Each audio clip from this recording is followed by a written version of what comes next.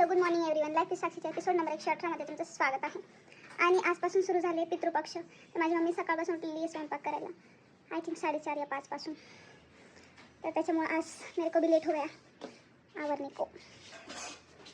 पप्पा आमचे एक्सरसाइज करत आहे आणि बारीक बारीक पावसाची शिंतोडी येत आहेत. पाऊस कब बंद होगा पता नहीं. मेरे को बहुत लेट हो गया है तो मैं अभी चलती हूँ. Bye bye.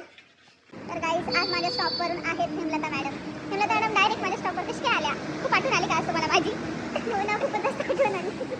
करमत नाही माझी जे बिलकुल नाही, बिलकुलच नाही. बघा गाईज, बघा माझा इम्पॉर्टन्ट.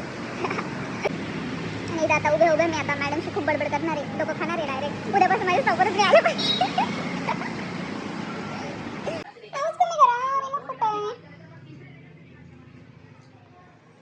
झालाय ना हो पप्पा. यस. मग तुम्ही आवाज कावर कमी करत नाही? ऐकलं आहे पप्पांनी माझं. झोपले तुम्ही बसले बसले? आज दिवसभर काय केलं तुम्ही?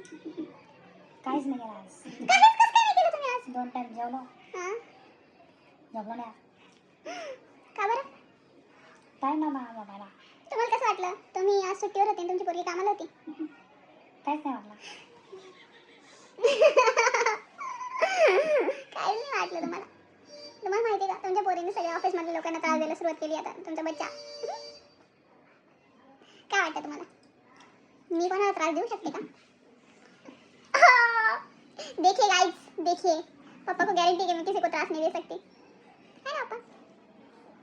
बळजबरी हा म्हणताय का काय विषय? आमच्या बाबाला लय हसू सुटलंय. आवाज दादा दे बाबाचे एक्सप्रेशन. तुम्हाला काय वाटतं? बळजबरी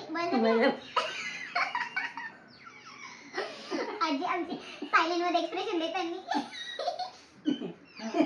आलो हसते आजी. तिला माहिती यांचं काय चालू, यांना हसू द्यावा.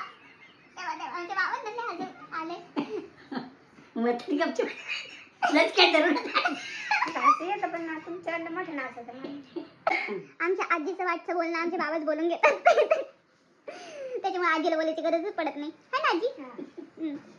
आमचा कबड्डीचा हाफ टाइम झालेला होता, त्याच्यामुळे माझ्या पप्पांनी शांत केलं होतं, ते म्यूट केलं होतं. आता पप्पाचा परत आवाज वाढू राहिलाय. मतलब वो इशारा दे रहे की भाई तेरी बडबड बंद कर ले पप्पा. कॅप्टन कोण? मम्मी पप्पा बघ ना मला काय करताय. आमची मम्मी बिना रिएक्ट करता पुढे जाते हुए. दिवसभर ऑफिस मध्ये पण खिची करून घरात पण आता खिची करते आणि बाबांना पण त्याच्यावरती जुगलबंदी करू लागते. तीच मी साक्षी.